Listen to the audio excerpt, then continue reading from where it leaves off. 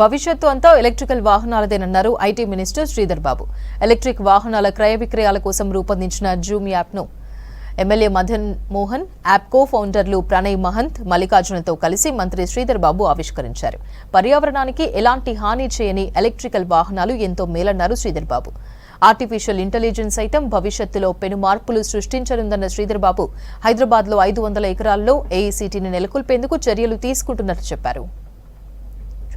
దేశంలోనే మొట్టమొదటిసారి ఈవీ వెహికల్స్కి సంబంధించిన ఒక ప్లాట్ఫామ్, టూ వీలర్కి సంబంధించిన ఒక ప్లాట్ఫామ్ని డిజైన్ చేసి ఒక వెబ్ బేస్డ్ అప్లికేషన్ని మొత్తం యావత్ దేశ ప్రజలందరికీ ముందట ఉంచుతా ఉన్న మా మహంత్ గారు, అదేవిధంగా ప్రణయ్ గారు, హృదయపూర్వకంగా వారికి మా తరఫున, మా మిత్రులు మదన్ మోహన్ గారు అందరి తరఫున శుభాకాంక్షలు తెలియజేస్తా ఉన్నాం. హైదరాబాద్కి, తెలంగాణ రాష్ట్రానికి ఉన్న ప్రత్యేకత ఏ రాష్ట్రానికి లేదు.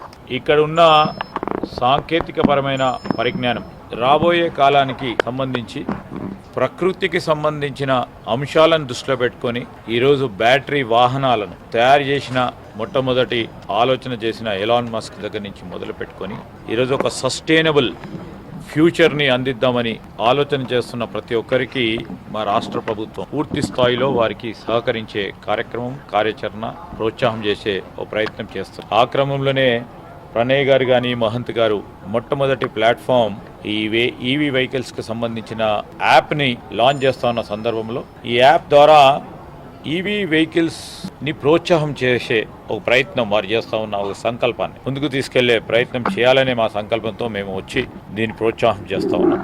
ఈరోజు రాష్ట్ర ప్రభుత్వానికి సంబంధించి ఈరోజు ఇక్కడ ఉన్న సాంకేతిక పరంగా గొప్పగా ఉన్న గొప్ప మానవ వనరులను ఉపయోగించుకునే మేము ఈరోజు టెస్లా కార్ మ్యానుఫ్యాక్చరింగ్కి సంబంధించి భారతదేశంలో ఒక ఫెసిలిటీ పెట్టాలని ఆలోచన చేస్తున్నారని తెలియగానే మేము కూడా వారిని కోరినాం. తెలంగాణ రాష్ట్రానికి రండి, మీరు కూడా మా రాష్ట్రం ప్రగతిలో భాగస్వాములు కండి అని మేము వారిని కోరినాం. వేచి చూస్తూ ఉన్నాం వారి స్పందన గురించి. మా వరకు